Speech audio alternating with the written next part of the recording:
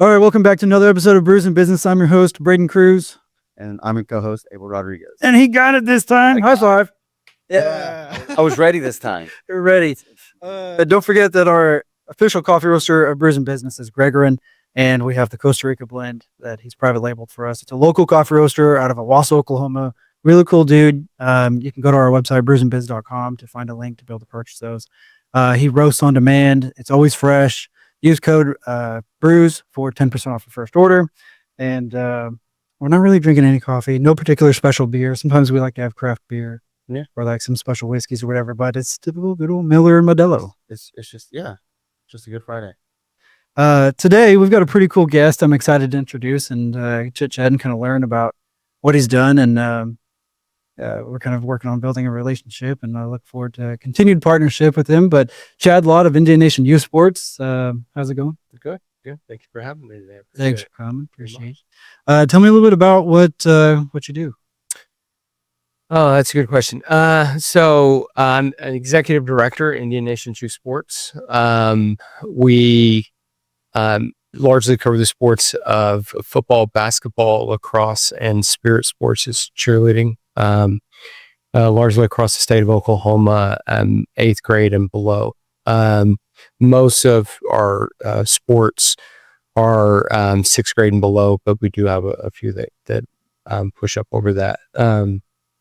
And like I said, it's across the state, largely Tulsa and Oklahoma City markets. Of that, our football program is probably our oldest and most established. People know it as Indian Nation's Football Conference. We just got done with our season last Saturday, our championships. And so we had 333 teams this year competing for a few coveted spots in a few grades. And so it's always good to get those over with.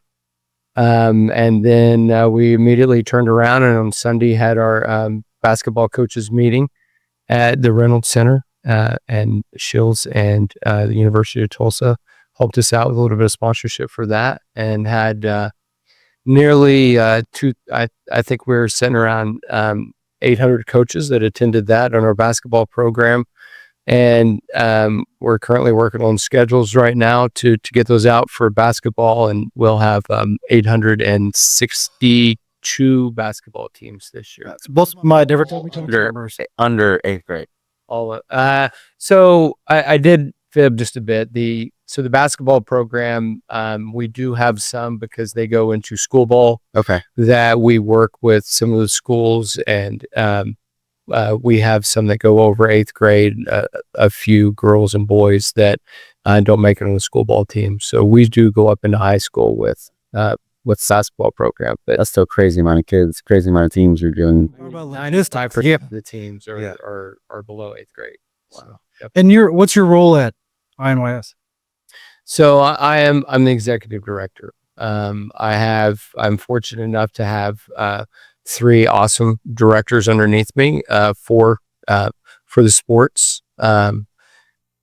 Jimmy Williams, like I said, he just got done with this basketball season, and Jimmy's fantastic and doing a great job for us. Our basketball director, Amy Nielsen, it comes to us through Bixby. Fantastic, and has really been a leader in the office. And then our lacrosse director is just kind of our mainstay, Jason Armstrong. Again, fantastic individual. And Ashley Williams is our cheer director. But in all honesty, I'd be remiss to say that we couldn't do it much without Natalie in the office. She's kind of our backbone and the one that is our organizational leader and helps us pull it all together. Imagine all the bulls running around. She's like, "Whoa, hey, hold on. Okay, you can go back out. Oh, hey, wait, hold on." You'd mentioned it's a lot of logistics, but that being said, it's a small office, but they all have their commissions and their boards, and we all have our directors. There's over 100 individual directors that run their communities and their sports, and so we couldn't do it without them. And really, they're the backbone of what we do. Did you start all this? I did not. My dad actually started it when I started playing football. somewhere around the 4th or 5th grade. And at that point, so the story goes, on the first night of practice, they came through and all the cars lined up and all the parents were sitting on the hoods watching the kids. And the league came through looking for volunteers. And so my dad volunteered to be the announcer. And so he announced the first couple of games. After the first couple of games, and this is in Broken Arrow, youth football. And after the first couple of games, they went to asking him if he would volunteer as a member at large on the board. He said, sure. Next thing, it was vice president. Before the year was out, there was a gentleman that wasn't good for the program. And they had asked my dad to run against him. He agreed. And then that gentleman took all the money out of the bank the next day and went down to Tulsa International Airport and left. And that's when it was dumped in my dad's lap. And so that's where we built it up from there. So Second generation. That's awesome. yeah. That's awesome. That's a terrible story, but that's awesome. Yeah. Thank you. Yeah. That's just incredible, just to show, like, I know I'm not involved in sports really a lot, but I know that sports does make a big difference to a lot of kids' lives. And, the fact that your dad saw this and admittedly, he was volunteering, he was just probably just having a good time hanging out with his boys. Right. And realistically, it turned into something that he turned into a passion. And now essentially a huge problem that was dumped in his lap. And now years later, you get to ride on a blimp today because of something that your dad did years ago. And that's A blimp, I did today. It's so, like a big one, it was, or like, was it a remote control one? yeah. I have to shout out to Carrie Sumter, with Dick's Sporting Goods. She came through and hooked me up with a blimp ride, in the Dick's House of Sport that's opening this weekend. So, yeah, it's cool. Bucket list kind of item. So Check. It was neat. Yeah. That House of Sports. It's over at like 71st Memorial in Tulsa. It's a huge remodel, It is. massive remodel. You heard about that? yeah. Absolutely. So I think they heard that Shields was coming in, and they're like, "Oh, okay. If we want to stay competitive, we need to upgrade." Well, if you haven't been there yet, it's like a little bit of LA and Tulsa, like at the stores. It's just, Shields or what? I mean, they told me that the track inside the store, if you go around it 4 times, it's a mile. So that's how big the store is. And then the shoe rack is just one entire side, and that didn't even cover their cleats. So yeah, it's, when you walk in, it's like a little bit of LA and Tulsa. It's kind of neat. So It just gives you a glimpse of what's coming. It's open. Yeah. The Dick's House of. it is. Okay. Yeah. Last time I was over there, it was under construction. So it goes to show how long it's been. They're, Since I've been at 71st Memorial. Or Mingo. grand opening is this Mingo. weekend. So yeah, they're the two of them seem to definitely be competing. So yeah, I wish them the best. Yeah, absolutely. I mean, Shields put their name out there a lot too. They've Well- branded and sponsored a lot. I've Well, been seeing their name out about. and I've been seeing, just even again from a different perspective, the sports in general in the Tulsa area, that not just Tulsa, Oklahoma area, has really become, youth sports it's huge now. I mean, the amount of competitiveness in all these, schools it's really, honestly, it's great, and then having the support of having the right stores around, so that way the kids can get the right training, the right materials, whatever, the right tools to be able to excel in that. It's competition is business, but if you look at it on the other end, it's like, it's awesome that there's that type of support for the kids. Whereas not even that long ago, 10 years ago, I mean, we were really limited on what you had in town. I mean, sure, you could have you had 10 different academies, sure, or whatever, a couple of Dicks or whatever, but nonetheless, they all carried the same thing. And now you've got Shields and Dicks, which is huge, massive, that ideally, if there's something you need or want, you should be able to find either one of those. And that's awesome. Well, you're exactly right. And I had the opportunity to work for Rydell, football helmet manufacturer, back in the day. And, it wasn't too long ago that I remember sitting in national sales meetings, and some of the leaders were like, listening to the salesmen were like, we need bigger, nicer, fancier helmets. We our parents want to look like, and they want their kids to look like they're in the NFL. They want their kids that, if it's good enough for somebody in the NFL, why is it not good enough for my 8-year-old, 9, 10-year-old son? And in all honesty, I mean, of course, when you're dealing with sales and business, it's, they look at the market and trends and will they really buy these? And so I can honestly tell you, at sitting in national sales meetings and watching sales managers and salesmen tell the leaders, hey, the CEO, we need $350 helmets for 8-year-olds. And they thought it was ludicrous, but they put it as I've seen in that time helmets. When I started selling youth helmets, I remember the first helmet I sold in bulk was $36. Now, I mean, they're buying $350, $400 helmets for 8, 9, 10-year-olds. It's the investment into not only, I think it's when a few different routes. It's not only in the investment and wanting to look and have the look and that's there, but it's the safety aspect. The manufacturers have gotten so good at trying to avoid liability is really what it boils down to, but it creating a better helmet, a safer shoulder pad, and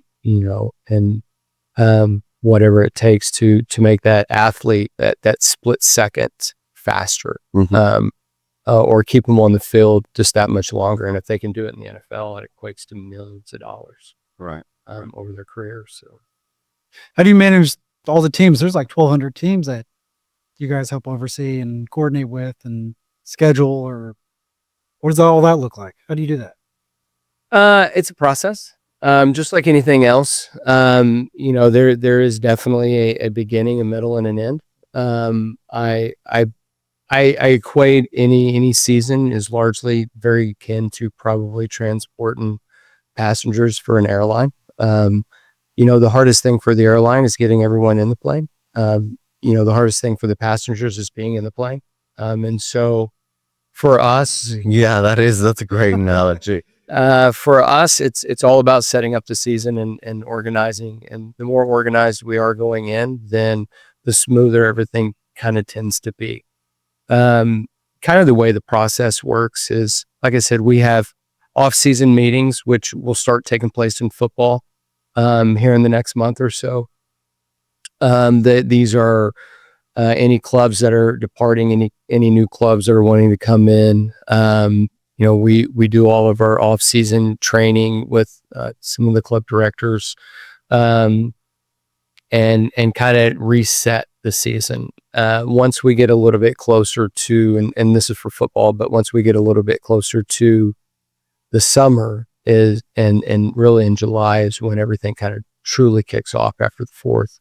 Then we'll have our declaration of teams. And then that's where we ask all of our clubs to declare 1st, 2nd, 3rd grade, how many teams they have, what their team name is, color, et cetera, et cetera. So, for Broken Arrow, it might be 4th grade Broken Arrow Chrome, or Union, it could be 5th grade Union Black, Bartlesville, Norman, we ask all of the clubs to declare their teams. Once they declare their teams, then we will go by grade and we'll set divisions. Division largely gives you your marginal matchups, and so those are the ones that the points matter, your conference matchups. And then once we set divisions, we have a 9-game season. So largely based on the division is how many conference or non-conference you're going to have. So if there's 10 in a division, then all your games are conference games. If there's 7 in a division, you'll have 6 conference games, and then 3 non-conference games. So once we get all of those, then we'll set what we call home and aways. And so, largely it's going to be everyone in your division, but you'll also have your non-divisions. And those are all broken out by week. And so week 1 through week 9, which largely have a date of whatever Saturday those correspond to. And then from there, we send it back to the clubs, and then they'll put their times and locations. So in the case of Broken Arrow, largely 95% of our games are played at Neen Heights Park, and I have 4 fields. And so, it's the difference of whether you're playing at 9 a.m. on field 1 or 3:30 p.m. on field 4, something like that. I love having this conversation because it's really what you and I have been working on, the process. Yeah. And you didn't just build this in the last year. The process. No. And you also didn't build it in 1 year either. And I'll even say this, you're never done with the process because it's ever changing. You know, there's an ebb and a flow to everything. There's a metamorphosis. I mean, so is, you know, the parents today aren't the same that the parents were Right. In the 90s. 20 years ago. Yeah. And so, I mean, because of that, everything is this always ever evolving process that you're just trying to keep that cap on it. Right. And I want to go back to that because my favorite thing that you brought up is, well, and I don't know much about the sports in general, but the fact that you guys go right into off-season meetings almost as soon as like your season's over, right? When it's fresh on your mind, what happened and so on and so forth. You get Look that. at it. You have Right? season, And that's so you can apply the same thing. exactly. And that's why I was going to say to him, and I get that because right now is just like me being in the landscape. I have about 2 months of off season, and that's where things are still moving, but I can kind of slow down and kind of look at the bigger picture and kind of refresh what happened throughout the season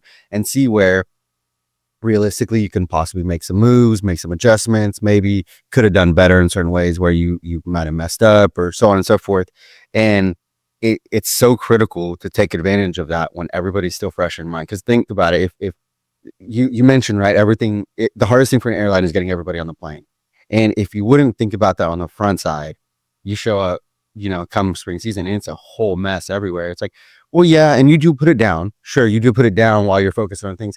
But when you come back to it, it's a lot easier to just pick right back. Oh, okay, that's right. I remember we went, okay, got all our notes, and then you're right back into it. And that, I think, is, again, someone in seasons, it's a little bit easier to understand that your business consistently runs on seasons. And you mentioned just football, and all of us, we're all juggling multiple different seasons going on at the same time. So you've got football, you've got basketball, lacrosse, all these things that you're juggling each individual sport at different times. And it's really interesting how, again, for me, where I got was first thing you do is your off-season meetings. Like, this is who's joining, here's who's leaving. These are kind of sort of what to expect next year based off what happened this year. And then, like you said, next year, you're like, okay, I need commitments now. So that way we know how to actually build the process according to what we thought we had. You remember Brad? Yeah. Vertices. So he doesn't like to make too many changes at once. He likes to make them on a quarterly basis. Because if you make too many changes too quickly, you don't know what's worked and what didn't. Right. So kind of thinking of like the quarters like seasons. So pile up all the things throughout 90 days. Hey, we're thinking of maybe changing this, or we're thinking of this happened, or whatever those are, taking those notes. And at the end of 90 days, at the end of the season, going back through those notes and going, okay, yeah, I remember that happened, or remember this did that, or whatever it is. What can we reconsider on changing up in the process or whatever, right? And making improvements on? Absolutely. I think it's important. It's one of the things that not only do I challenge our staff on, but all of us, and it's what we do. It's taking a term for the military. It's an AAR. It's an after actions review. So as soon as we come out, and we're challenged in Monday morning meetings, even after every Saturday.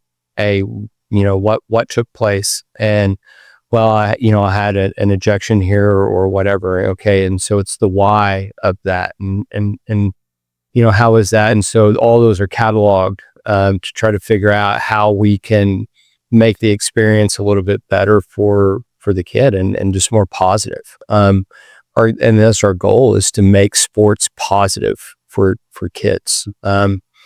It's one of the reasons we got into it. We didn't get into it for a positive reason. And that's the funny thing. I mean, my dad became the president of Broken Arrow Youth Football because the president at the time was no good. And I mean, he turned around and he stole all the money and embezzled. He started Indian Nations Football Conference because the conference that we were in at the time, it was largely skewed to two clubs, and they ran everything. It's one of the largest reasons why we don't promote and we don't recruit any other organizations. It's all organic. So anyone that comes to us is coming on their own, and then they ask us. And they, hey, why would we want to be a part of your organization? I don't know. Why would you? But this is what we offer. And so, because we just want to make a positive environment, Right. And I don't know what they're coming from. So if their environment's more positive, I'd like to know. Right. But I mean, but the reason why, again, is because all of our rules are set out for the betterment of the participant. Where we suffer from time to time is, and what a lot of parents don't understand is, it's the one child. There's always the one-offs that a lot of times we can help. We try and do our best to and accommodate them. But there's always, there's always a parent that they might live in one town, and for whatever reason they think that their child should play in another, or whatever, and our rules don't necessarily accommodate that. Depending, you can always put in a waiver or release, but that goes through a committee, and Right. these things are evaluated. But but kind of getting back to it, it's the negative side of sports, and on why we do what we do to create that positive side, and to try to foster that, so that a child doesn't have to worry about adults doing things that adults shouldn't do around kids' events. Right. So, Right. If we can take a few minutes and talk about some of the struggles that you and I have conversated about over the last few months. You guys aren't new in business, but you've made, one of the comments that you've made is you've let your customers define who you are, opposed to you telling them, here's who we are, which can help answer why they would want to join, right? Tell me a little bit about that experience and some of those conversations that we've had. Like, why is that important? Like, the whole branding thing. So we've talked about how it's important to make sure that not just the branding, like logos. A lot of people think branding is just a logo, but it's much more than that, right? And it is. And I think I know what you're getting at. What we're at a bit of a paradigm shift because of our size and our growth, and because we are doing things right. We're utilizing the assets that we have appropriately, and it's bringing on new horizons. Again, both positive and negative. It's kind of one of those things, I guess, to a point. You win the lottery and you think all the positive, but all the lottery winners will immediately go to all the negatives and tell you, like, oh, this is what it brought me. And so it's a good and bad thing, I guess, to business and just part of life in general. And it always happens that way. So to kind of, I think, to your point, we being small and struggling and working and trying to make it better, we didn't care as much about what people thought of us, as long as we were doing the right things. And we also learned through competition. Your competition rarely speaks positive of you, regardless of what you're doing, but the market dictates, right? And so whether it be two oil change stations or what, when they're all gravitating to one but away from the other, you walk into that one and they're going to tell you all the bad things of the one that everyone's going to. It's just kind of that way in life, right? And so I think that has allowed we've allowed some of our, I guess you would say, competition. We don't really refer to them that way. Some of the other conferences, organizations, or whatever, to define us. And it's not always positive in the marketplace. They think that you are, something you're not. And that's one of the things that again, we've come to Brandon about it. Or excuse me. tomato. Sorry. About trying to help us with some of the ways that we could manage some of the perceptions, Right. And the ways that, because we want everyone to, well, just like any business, know that you're positive, Right. and trying to do the right things. And I think I was going to touch on that exact same thing, because there's a certain level of, like you said, it's not necessarily, it's not really competition. I have a saying, there's enough grass for everybody. Like I can't mow it all. Don't want to mow it. Everybody can have their piece of the pie. But I have a certain similar concept of, I don't necessarily want to be the one branding. Now, admittedly, you hang out with Ray and you start to realize that some of that is very critical and you have to do certain things. But I didn't want to be that company that was just putting out there massive amounts of ads and massive amounts of this and that. What I really wanted to be And even towards some of the people that I'm trying to attract, some of those whales per se that you're trying to attract, it's like, and similar to you, I want to do the right thing and do it so good that it's undeniably, who I am. And like you said, the market will dictate that. You can obviously help sway some of that by branding and marketing and so on and so forth. But really doing the right thing and having your customer base speak for you really will take you really far away. And that's kind of, again, with us, is we always go back to that idea of you just got to be so good at what you do that they can't help but ask, well, why do we want to use you? It's like, well, I mean, somebody told you about us. So obviously, like, I don't know, what do you want? And then I can help you out from there. And then we'll kind of go. But initially they already have in the idea of like, well, I kind of want to pick this person because somebody told me about him or something. And like you said, from competition, admittedly, no, there's almost never positive. The best you can do, and I genuinely feel the best you can do in any industry is just build good relationships with other competitors. And then at the same time, hey, dude, I can't mow it all. Can you help me out to make sure this customer gets taken care of, or so on and so forth? But not everybody sees it that way. And as you grow in business, you start to realize that most people don't see it that way. But I know, like in our industry, I've got a few really, really good friends that if I can't handle it, or I know it's just not within our wheelhouse and it's more their bread and butter, you just pass it on to them. We there's plenty for everybody. But again, it's finding those people and, admittedly, like you said, making sure that everybody understands that you are a positive business and you are fighting that. And I can only imagine, you mentioned earlier that parents aren't the same parents you had 20 years ago. I can only imagine what that's like in your space, having to deal with your customer base is the parents, and your experience, is in a sense the parents, the kids. And we all feel very strongly about our kids, right? That's the whole reason of, you're telling me a NFL player is worth a $350 helmet, but my kid's not. Well, how's my kid ever going to make it to the NFL if he doesn't have that same safety that guy has? Type of mentality. So I love that idea of you're just doing it right because that's the way to do it. And admittedly, in every business, as soon as you start becoming someone or somebody sees that explosive growth or whatever it is, you have to start mitigating that conversation, right? And a lot of it, I think you're doing great, is just not necessarily getting yourself involved in it, right? But just proving stronger and harder of, no, this is just who we are. This is what we do. If you want to be a part of it, come ask some questions. We're open book. We'd love to have you. But if you're going to take somebody else's word for it, then you go on, you have fun with that. So I was recently yesterday, I was at the State of the City with Tulsa Chamber. There's 1,300. It was sold out, 1,300 people. And it was incredible. What GT has been able to do to the city, regardless if you vote for him or not, the impact that he's made for Tulsa has been substantial. And the amount of growth that he has helped contribute as a leader to the community has been a big impact. But one of the things that I took away from what he's done has been able to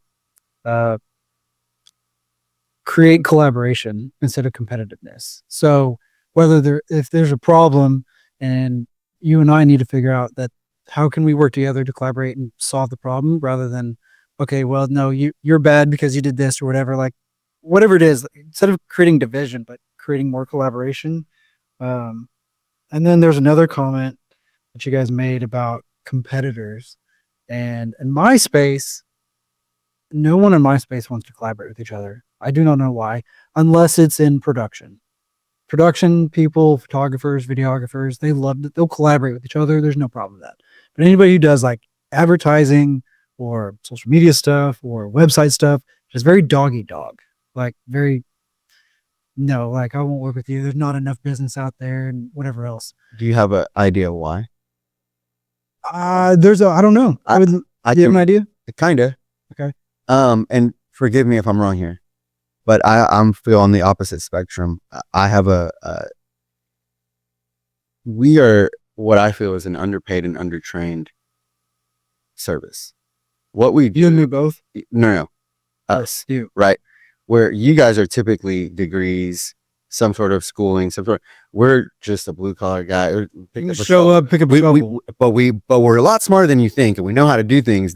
But we have a different perspective because we're just as equal as, in my eyes, as the electrician, as the plumber, as the framer. We're just as important as people. But as landscapers, we're looked at differently. So I feel that the reason that might be is because in our space, we're constantly as a team trying to prove that we're worth more than just Guys with a shovel. just guys with shovels. So for us, when you look at business owners, you see a brand new business owner, it's like, hey man, that's great. What? Oh, I just landed this job for, it was $1,500. Like, dude, no, you should have quoted that like $2,200. You could have made a lot more money. It's like, well, why? Well, because you're hurting my market.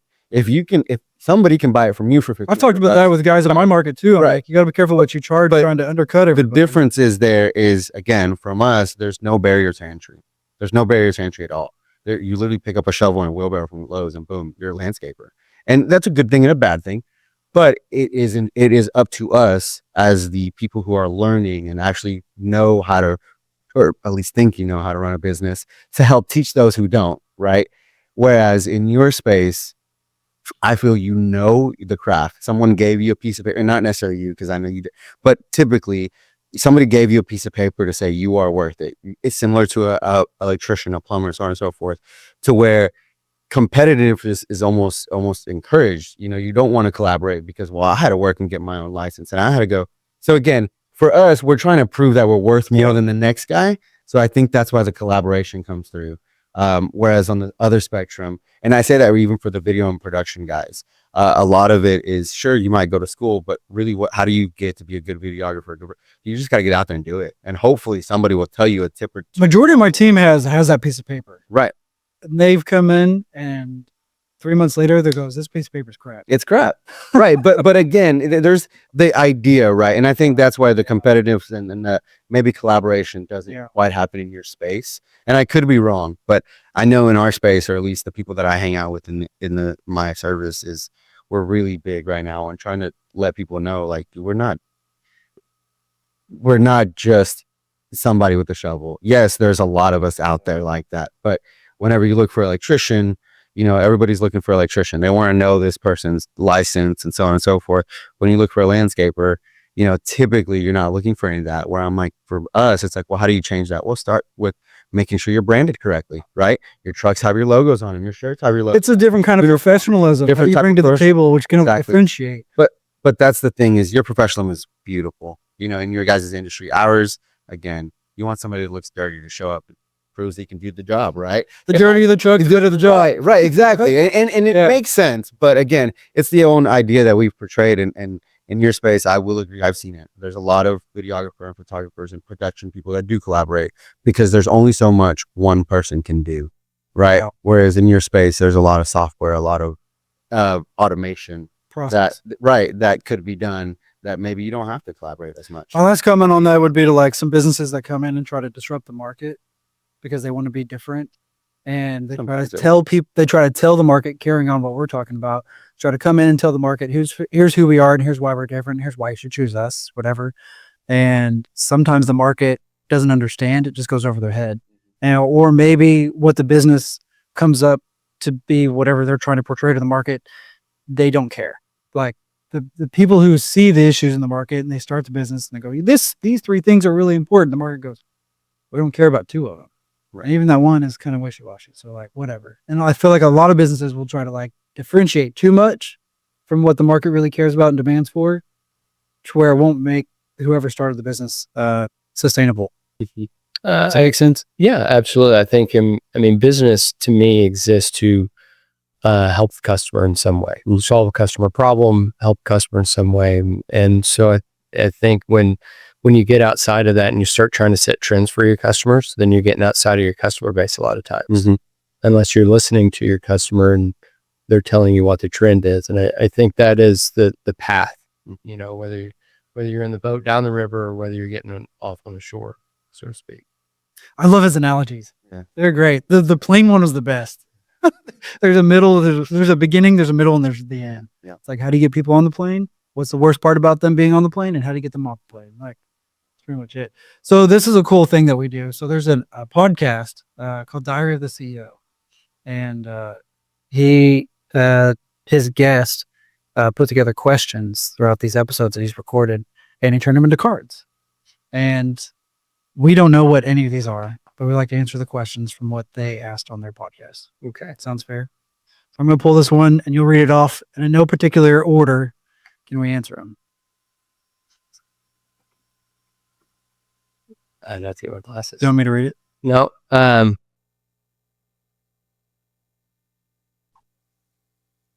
So if you were lying on your deathbed, what 3 things would you want to have achieved in your life? And do you do things each week that will get you there? I can actually answer this one pretty easily because I had this conversation with my wife literally last night. Because right now, my biggest fear is I will be lying on my deathbed and I will be just beyond mad at myself that I didn't provide the life that I expected to provide for my wife and children. And I don't necessarily mean financially, because I realize I'm in a position where most people aren't. They don't take the risk, whatever, to get them there, to where I can provide both the finances and the time, which is the time is the biggest thing, right? But if I can provide the time, then that means I provided the money, and vice versa. So those are definitely my 2 things. And again, because I'm a business owner, I feel if I don't figure out how to give my family both, that's my biggest failure, easily.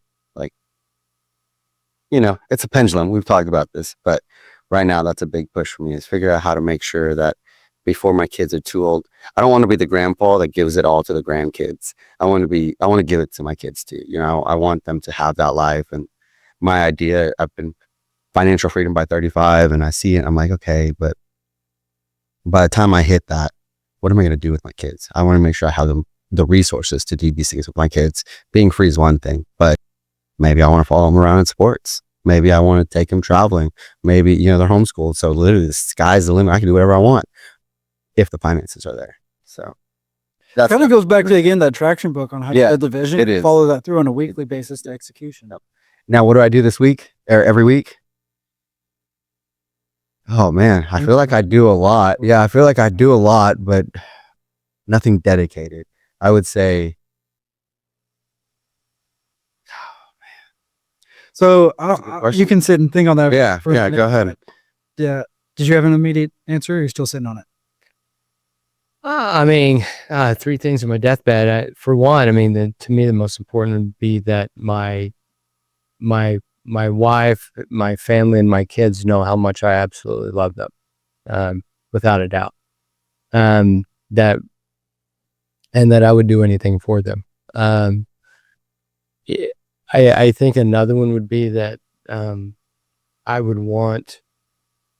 It's not about money, but I would want my kids to a couple of things. One, that they could live a life where they didn't need money. And to piggyback off that is that they could live a life that they knew how to live without money.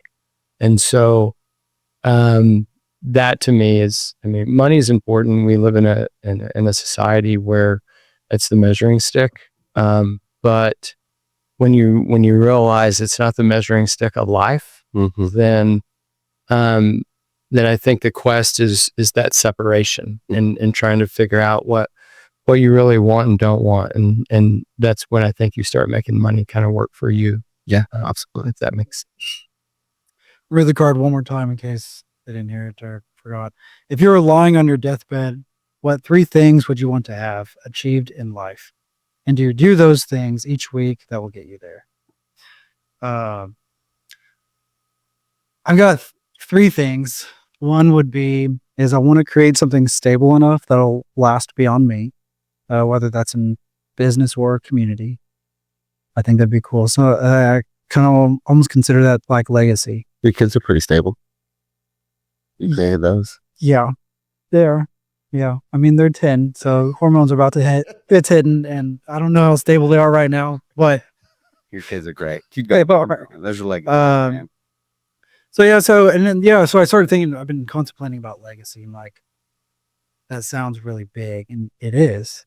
But then what would you do on a weekly basis? So I don't know if it's necessarily weekly for me, but it's something monthly that I've lost a little bit of sight on. But I like to have once a month something where I do something individual with each one of my boys. I don't care what it is. If one of them one weekend was like, "Hey, can we play some video games?" Yeah, sure. Let's play some video games. If one's like, "Hey, can we go to the park and throw the football around?" Or, "Hey, I want to go watch a movie," or I want to play golf or whatever it is, something where I can like kind of nurture that relationship with them. Uh, Another one where I would feel like where I didn't succeed would be like I didn't give them enough experiences.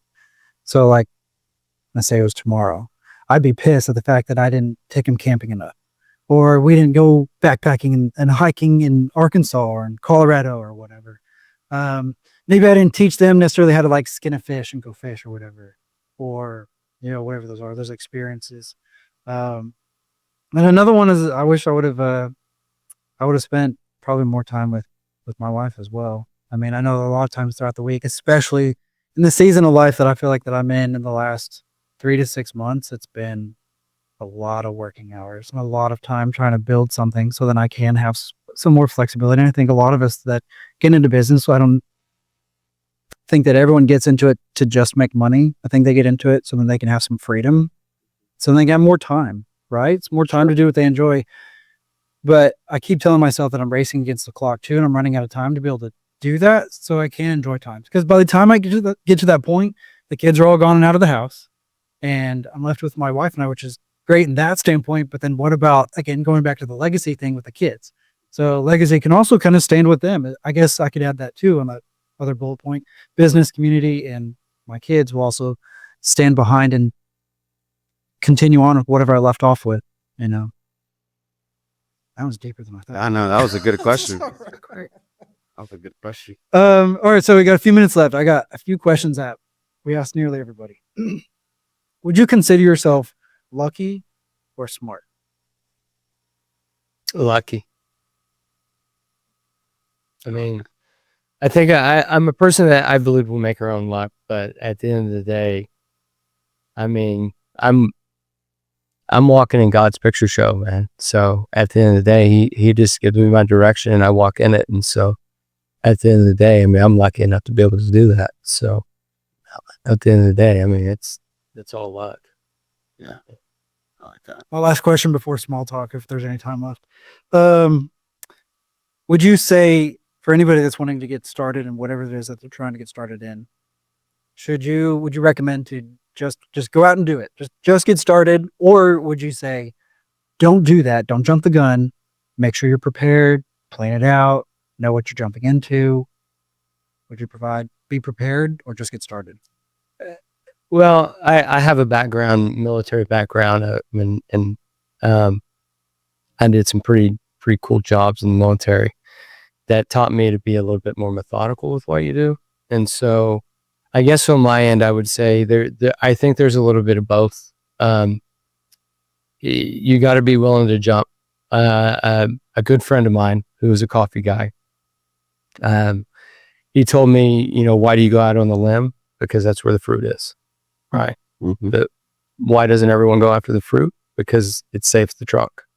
And so, I think good entrepreneurs know how and plan ways to go get the fruit. They don't just run off to the end of the branch. Well, they get somebody else to go pick the fruit and drop it off the branch for them. And some of it's teamwork.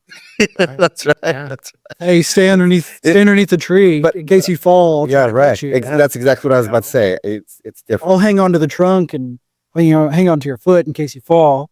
Or let's find a big stick together. Let's find a big stick together and whack it. Yeah. So keep going. Sorry, keep going. Makes the dream work. Keep going. But no, I mean I'd pretty much end with that. What about? But yeah, preparing is definitely, and I think it's funny. We always get that. Some people go one way, some people go the other way, but it always comes down to you kind of got to be a little bit of both, right? You could prepare, and sometimes that is the thing that could have helped you. But admittedly, if you never actually start moving, you don't know. And sometimes I think we've all heard the quote who said everybody's got a plan until they get punched in the mouth, right? And it's like that's true. I mean, I had a plan for this business, and boy, I got punched in the mouth real quick. And you re-pivot and you come back up, and I but admittedly, I've learned from Braden a lot of process, a lot of learning, and a lot of research can save you a lot of headache. And then at the same time, on the other side, doesn't matter how much research, doesn't matter. Sometimes you just got to do it before you really know what you're getting into. And I like that question in this perspective because your youth sports, that your perspective on that question has a lot to do with how that portrays on through the company and even to the kids of like, Obviously, do you want the kids to come out there and just try the sports? Yeah, sure. But you don't want them to go out there without the right padding, without the right protective gear, without X, Y, Z. Maybe a little bit of training so they kind of know and they don't hurt themselves and so on. But at the end of the day, they're never going to know if they're going to like or be good at football until they get out there and try it. You know? Even me as a coach, one of my of all the things I've ever coached, 2 kids always come to mind, and both of them still play. One of them is getting looks in college. It took both of them 2 practices before they ever made it on the practice field. They were just apprehensive. They were afraid of the other kids, afraid of what they didn't know.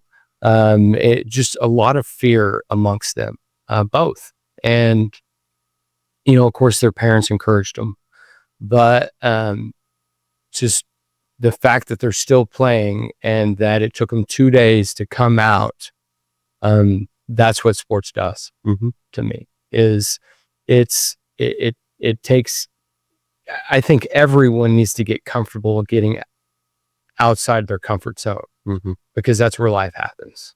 And they found the sports that they gravitated to and loved, and are potentially going to get college scholarships from, because they stepped outside their comfort zone. And that's where magic happens. That's awesome.